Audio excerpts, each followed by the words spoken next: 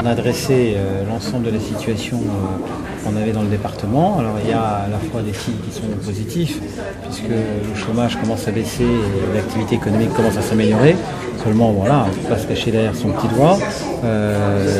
Cette amélioration intervient après plusieurs années particulièrement difficiles, où le chômage notamment est passé de 8 à 12, c'est-à-dire qu'on était en dessous de la moyenne nationale.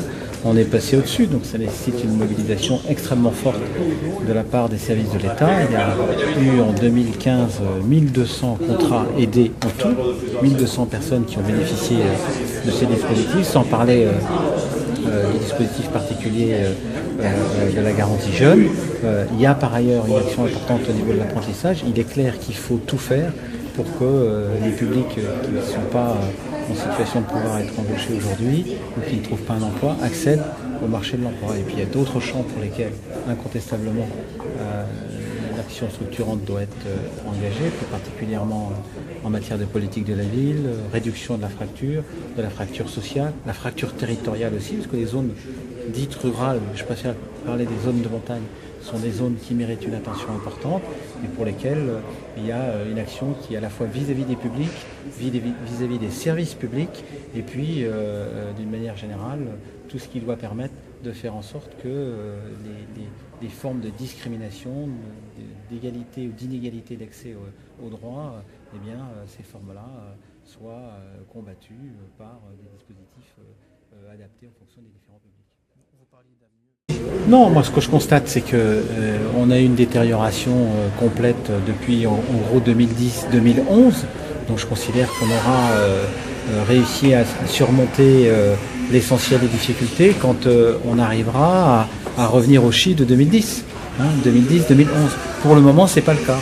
Bon, ce qu'on regarde avec satisfaction, c'est que la courbe a commencé à s'inverser et assez fortement. Bon, on s'en félicite, mais on est encore loin des taux, notamment de 2010. Il faut qu'on revienne à un chiffre, 7-8% de chômeurs. Bon, on a été à 12, on est aujourd'hui en dessous de 12, on commence à revenir vers les 10 et la moyenne nationale, mais ça n'est simplement pour nous qu'un encouragement pour l'ensemble de la population, des populations et des territoires.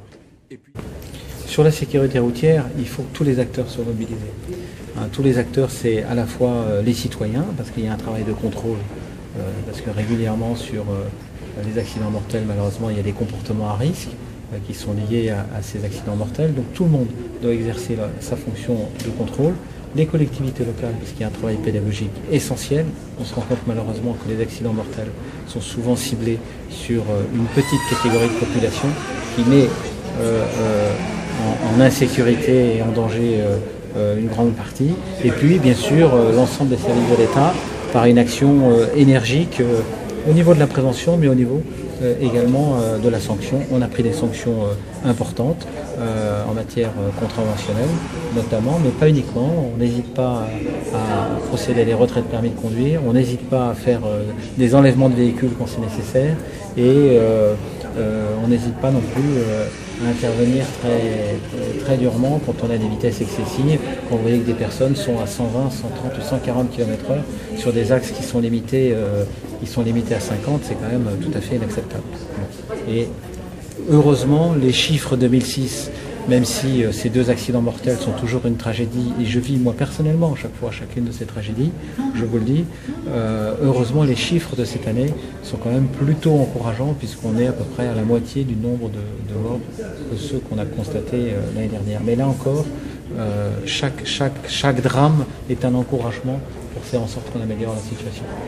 Moi je trouve que c'est une excellente chose de constater que l'Assemblée départementale est l'occasion d'un échange au fond démocratique.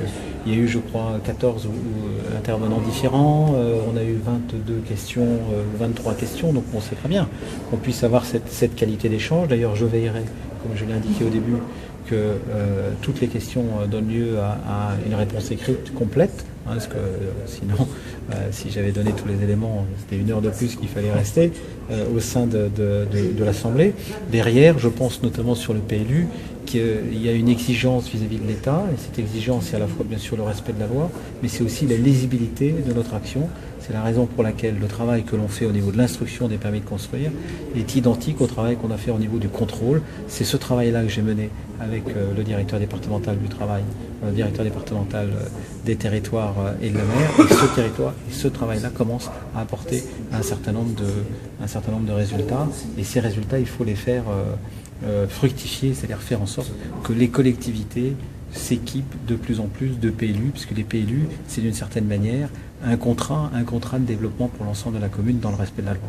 Il y a plusieurs raisons à ce qu'on pourra appeler ces blocages. Il y a d'abord le fait que mettre en place un document d'urbanisme, c'est pas facile, a fortiori quand vous avez la loi littorale d'un côté et la loi montagne de l'autre.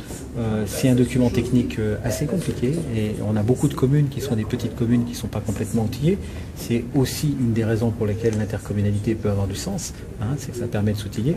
Et puis la troisième raison, c'est que ça coûte assez cher. Il faut avoir des services pour mettre en place ces différents documents. Et donc dans ce cadre-là, la fonction de soutien et d'ingénierie de l'État a tout son sens et c'est aussi dans ce domaine-là qu'on va essayer d'aider les communes, notamment financièrement, pour qu'ils puissent payer des bureaux d'études pour faciliter la mise au point de ces documents.